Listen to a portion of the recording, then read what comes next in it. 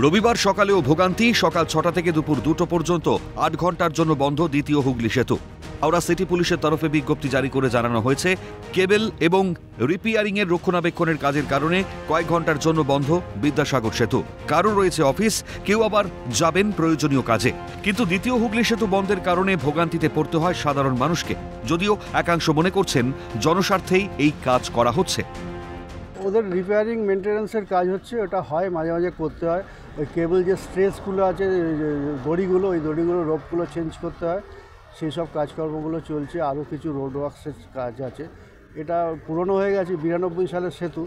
Natural ব্যাপার, এই সময়টা এখন দিতে হয়। আর এটা এই মেনটেন্যান্সটা করার জন্য বা করার জন্য যাতে জনসাধারণেরই হয়, জনসাধারণের পক্ষেই এটা কাজটা করছে। শুধু যেটা দরকার সেটা হচ্ছে যে খুব ভালোভাবে ইনফর্ম করা, যে এই দিন এত তারিখ থেকে এত সময় থেকে এত সময় বন্ধ থাকবে। এটা হঠাৎ খবর পাই, সেইটা হচ্ছে একটা সমস্যা ব্যাপার। ওরা হয়তো দেয়, কিন্তু সেটা ঠিকমতো লোকেদের কাছে পৌঁছানো যায় না। যেমন অনেকে এসে বসে আছে, ভাবছে বাস আসবে, কিন্তু এটা যদি জানতো তাহলে আসতোই না, আগে থেকে একটা ব্যবস্থা করে নিত।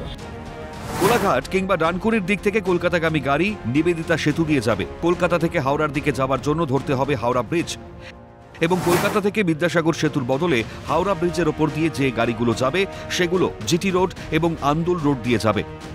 হাওড়ার দিক থেকে কোলাঘাটগামী পণ্যবাহী গাড়ি আন্দুল রোড দিয়ে আলমপুর মোড় হয়ে গন্তব্যে পৌঁছবে। কলকাতা থেকে যেসব গাড়িগুলো আসবেন হাওড়ার দিকে, তারা কিন্তু 16 নম্বর জাতীয় সড়ক ধরে নিবেদিতা সেতু অর্থাৎ এবং হাওড়া ব্রিজ হয়ে তারা কিন্তু কলকাতায় প্রবেশ করতে পারবেন, এমনটা কিন্তু বিজ্ঞপ্তি জারি করে দেওয়া হয়েছে হাওড়া সিটি পুলিশের তরফ থেকে। হাওড়া থেকে দেবকুমার দেও, ক্যালকাটা নিউজ।